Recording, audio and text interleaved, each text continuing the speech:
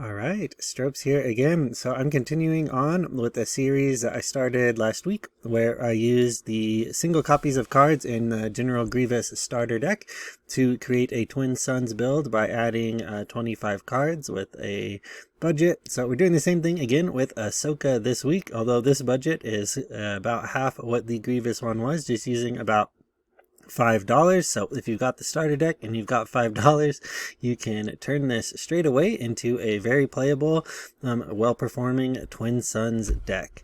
So let's get right onto it with the leaders. So we're of course using Ahsoka because she is one of these starter deck leaders. We are pairing her with Captain Rex. So Captain Rex, he's got an action ability where you can pay 2 and exhaust him, and then if a friendly unit attacked this phase, you create a clone trooper token, which is alright by itself, not terribly awesome for a cost, paying 2 for a 2/2 trooper. However, his deploy is very good because when he comes out, he's going to buff our clone troopers, and he comes along with a 2/2 trooper himself. And then he, like I said, buffs it. So he's really putting out multiple bodies on the board, which is very important for our deck, since Coordinate, which you can see there on Ahsoka. So Coordinate, if you did not know, is just the Twilight of the Republic keyword for the set, one of the keywords. So that is the Republic keyword, just like how Exploit is the Separatist keyword. So Coordinate requires you to have 3 units. That includes the unit that is looking for the coordinate, so you basically need that unit plus 2 more. So Captain Rex allows us to automatically set up Coordinate if we've got a unit out, and then we deploy him, which works very well with Ahsoka because well, her ability, if you've got Coordinate, you can use an action to attack with the unit and give it a power bonus, but she herself gets a power bonus +2 +0 while Coordinate is active. So one thing you can do is deploy Captain Rex. They both deploy on 5, so you can deploy Captain Rex on 5 resources.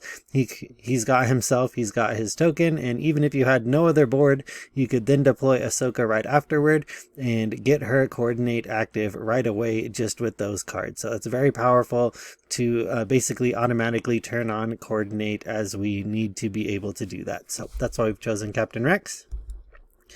For the base, we are just using the generic blue base from Twilight of the Republic, which is Sundari.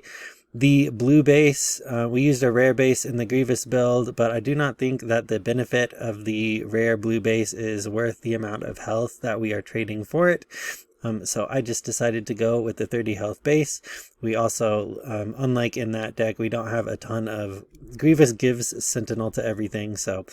well, his ability allows you to give Sentinel to droids, so he can keep a lot of damage off the base, versus this deck, which isn't particularly doing that and is a bit more aggressive, so we kind of need to keep as much health as we can.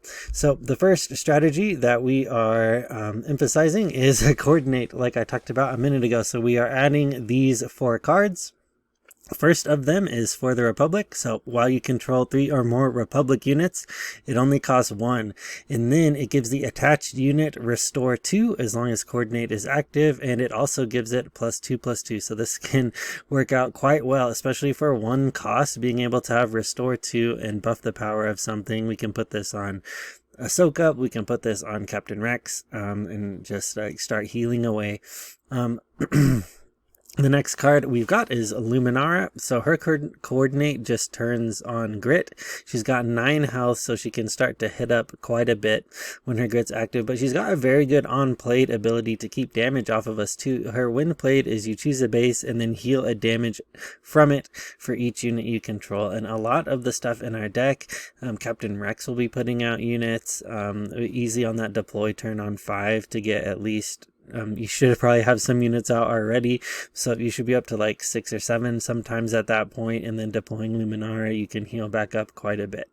Kit Fisto is the next card, the Smiling Jedi. He is a 7/6 with Saboteur, so good for being aggressive. His Coordinate is on attack, you can deal 3 damage to a ground unit, which is just a nice ability to be able to you can attack into one player and then deal the damage to another player, and gives you a little bit bit of combat tricks. The next thing is the Reckless Torrent, just a good common card, but while the Coordinate is active, you can deal 2 damage to a friendly unit and then 2 damage to an enemy unit in the same arena. So just a nice useful on play ping ability to be able to do some damage. Like if you got like Luminara out, you can deal 2 damage to her, buff up her grit, so it buffs up her power, and then you can deal 2 damage to a ground unit. So useful for pinging off shields, but also a lot of times units, because damage sticks around in Star Wars Unlimited, unlike in some other card games, you can often peel off a unit with cards like that. So the next thing that we've got is backup. So this helps us keep our Coordinate active because we need units out to keep that Coordinate active. Clone Cohort is a pretty cheap way to do that. It gives the attached unit raid 2, so it helps out with the aggressive strategy early game, hitting people, but it also gives that unit that when it's defeated, you create a Clone Trooper token. So even if they're trying to turn off your Coordinate, it will give you a token back, so it makes it harder for that to happen. In Defense of Kamino is a fantastic bomb rare. For this phase, each friendly Republic unit gains Restore 2. So if you've only got, even if you got like 3 units out, you can heal up 6 from this. But also, not only that, not only do you get that heal, which is fantastic, you get the when defeated, you create a Clone Trooper token. So you can purposefully run your tokens. Every unit in this deck is Republic, I think, except maybe with one exception. So you can run all of your units into other units, get value trades, get attrition, restore your base, and then not only that, you replace them all with more clone tokens after that. So great, especially if you've got a board established. The last card in this suite is the Outspoken Representative. So while you control another, it says Republic unit, but basically if you control any other unit in this deck, it gains Sentinel, so it can keep a little bit of damage off your base, and when defeated, again, it creates a Clone Trooper token, so it counts toward the Coordinate, and then like even if they get rid of it, you get a replacement. So anything that can give us a replacement is fantastic in this deck. The next thing is a political cover here. So we are running these 2 Republic officials. They hit the Republic keyword, which as we saw with a few previous cards, can be pretty important. Their actions abilities are pretty good. They're both 0/4s. The Compassionate Senator, you can heal 2 damage from a unit or a base. The or a base is very, very good. And then Steadfast Senator, you can pay the 2, exhaust them, and then attack with the unit and buff its power. But also, these are just very good because they only cost 1, so it's pretty easy to stick them into a turn where you might not be able to spend all of your resources otherwise, and sometimes you've got like that 1 resource left. You can spend that 1 resource on them and get another body on the board. 4 toughness for 1 is not bad at all, and that gives them like a little bit of lasting power, plus their abilities can be useful as well. After that, we have added some Jedi cards. So we've added the Jedi Master himself. We've got Yoda. He's a 2/4 with Restore 2, which can heal up a fair amount. Constructed playable card there. And when defeated, choose any number of players and they can each draw a card. So this is also a fun political tool in Twin Suns because you choose who draws. So you can use that to your advantage. Sword and Shield Maneuver is a fantastic card in this deck. It might not look like much at first glance, but you give each friendly trooper unit raid 1, cost 2, and then you give each friendly Jedi unit Sentinel. So there are a lot of Jedi in the deck. We've got Ahsoka herself. We saw a few in the first slide. We've got Yoda. We've got Kanan. A fair amount of ways in the deck to, jam up the ground, but also giving all of our trooper units, like most of our ground units will be Republic, but also troopers because they're clone troopers. So giving them all raid 1 can make us like hit up for a bunch of damage, and it helps the Jedi protect our base. We've got Kanan Jarrus here, another just like a fantastic good card on attack. You can discard a card from the defending player's deck for each friendly Spectre unit. He's the only Spectre in this deck, but that's fine. But you then heal a damage from your base for each different aspect among the discarded cards. So Usually he'll heal, it's like 1 or 2 because just the number of stuff on there. If you've got more specters, he can be quite a bit better, but even on his own, he's basically restore 1 or restore 2, depending on what you hit. So he can heal up quite a bit just through attacking. So now we've got some space cards. We can't neglect the space lane while we are playing. So we've got a Padawan Starfighter. It's a 2-cost space unit with 1 power, 3 health. And while you control a force unit or a force upgrade, it gets +1/+1. So it turns it into a 2/4 there. And 4 health is pretty good. It means it can survive most early game stuff that costs the same. Although you don't want to be playing this onto a field where you don't have a force unit or will not be dropping one soon, just because it can get eaten by stuff like a wing.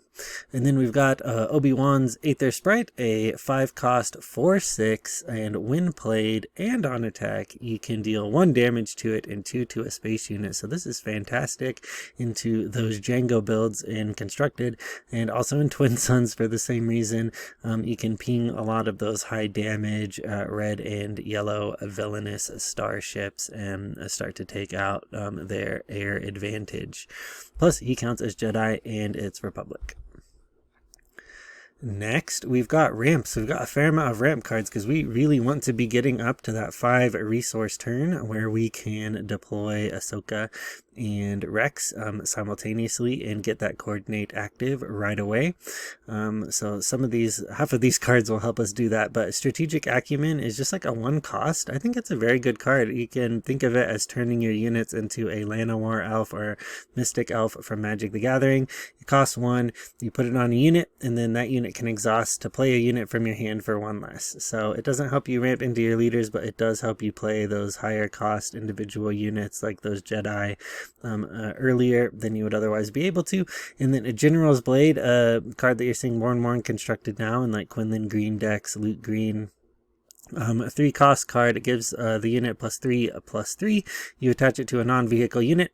If it is Jedi traded, then the next unit you play after that attack costs 2 less. So similar to Strategic Acumen, except it's not the action, but you just attack in, and then the next thing just costs 2 generic resources less. Next, we have Resupply, which is something we added to the Grievous starter, but it's just a card that should probably be in any Twin Suns deck that has green. You can put it into play as a resource right away. So you're on the 4 resource turn, you drop this, then you can just play your leaders right away. Spark of Hope is a 2-cost card, and you choose a unit in your discard pile. If it was defeated this phase, put it into play as a resource. So just another cheap way to get up on our resource count and play our leaders early. We've got 2 cards. I am counting Timely Intervention as removal. Timely Intervention costs 1. You can play a unit from your hand, give it ambush for the phase, but it also has Smuggle, and the Smuggle cost is only 2. So a fantastic card. If you play Constructed, you've probably seen this. Counting it as ambush because you're ambushing out, or counting it as removal because ambush means you're running it into a unit, and you're probably attempting to kill that unit when you do that.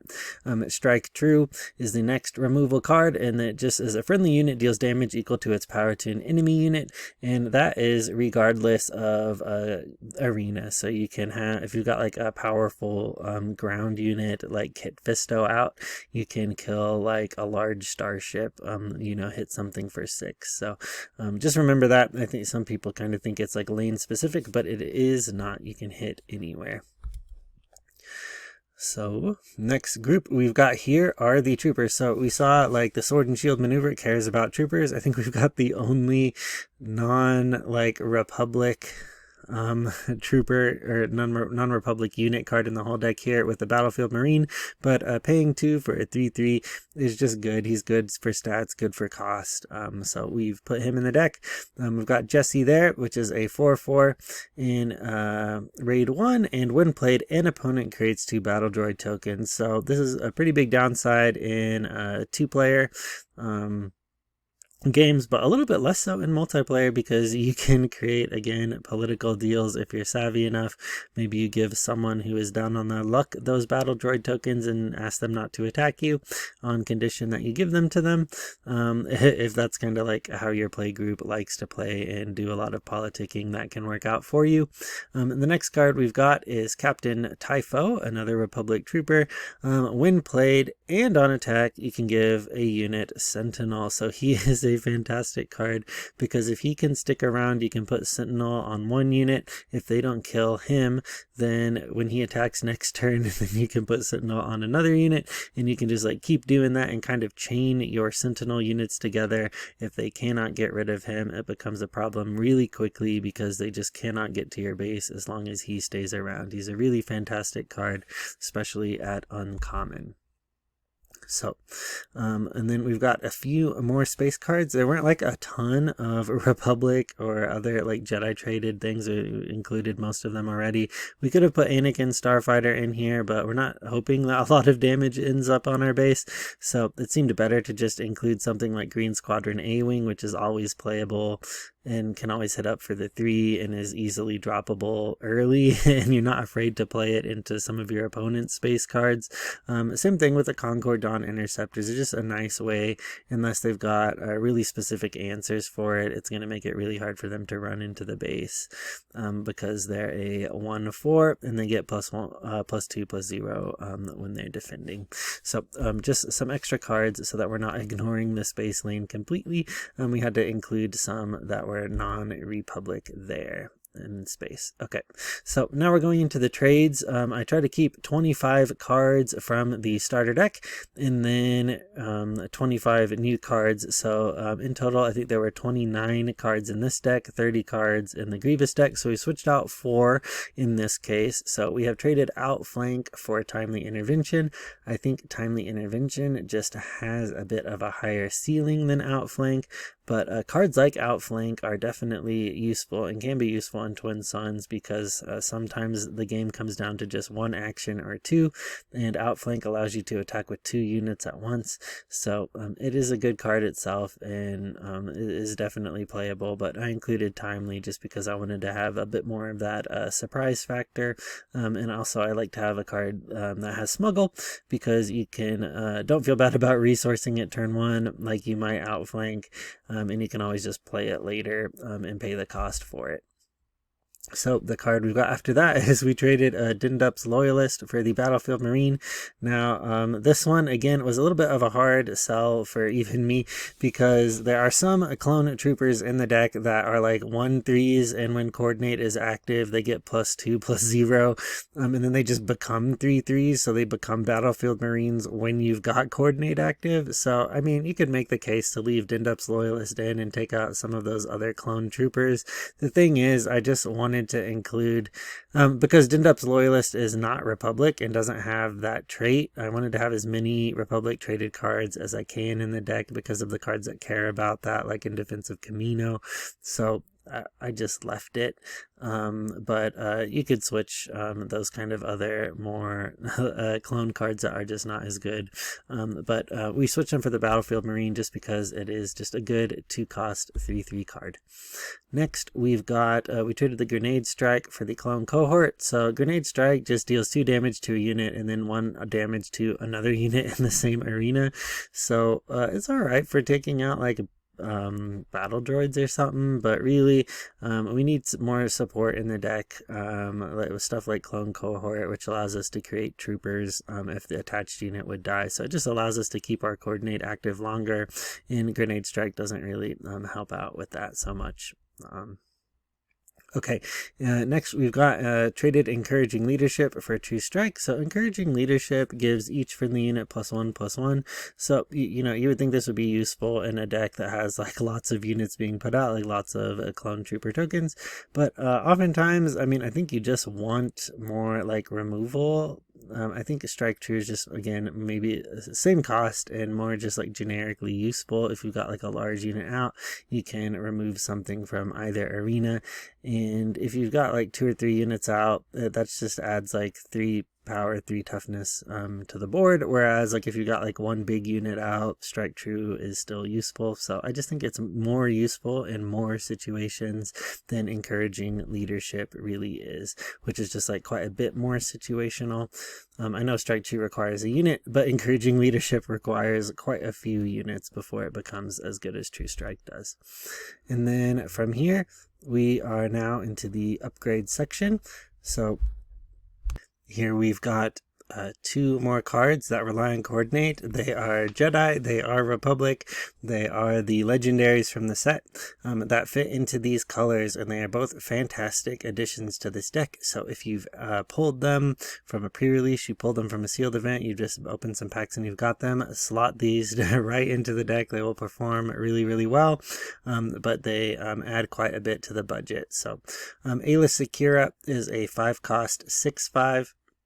And on attack, you prevent all combat damage that would be dealt to her for this attack. So a fantastic, fantastic card to be running along with Timely Intervention, because it allows you to ambush her out as a surprise. And if you've got Coordinate active, kill like a Poe and take like no damage back, and then your unit stays around. And then if they don't get rid of her, she functions like a cheaper Han Solo unit. Basically, she's got that shoot first ability. The next card here is Ki-Adi-Mundi, another 5-cost card. He is a 5/7 though instead of a 6/5. His coordinate is super, super good though, especially in Twin Suns. This scales a lot better. So if you're picking between these two, I might pick Ki-Adi-Mundi, just because his coordinate ability is when an opponent plays their second card each phase, you can draw 2. So in double, where you're playing with like 2 players, you might draw 2 cards off of this, right? But even then an opponent can kind of play around it. When you've got 3 opponents, chances are at least one of them is doing that. And he's got like so much health that he will stick around quite a bit. And with the 5 damage, it's kind of hard for them to like just be running stuff into him willy-nilly.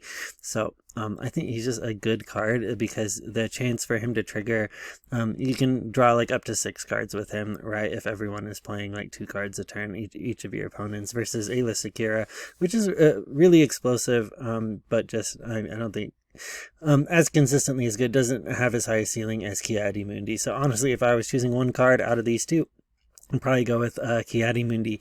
But that makes it through the deck tech for now. I will add the deck list in the description below so you can check it out. This is just a really cheap way to, again, just make a Twin Suns deck. It only costs, I think, $6 as of the recording of this video. So you've got a starter deck, you got $6. You can just plug these right into there and then have a really playable deck to sit down with your friends, sit down and play a Twin Suns game and have some fun. So that will be it for now. Have a good day. Goodbye.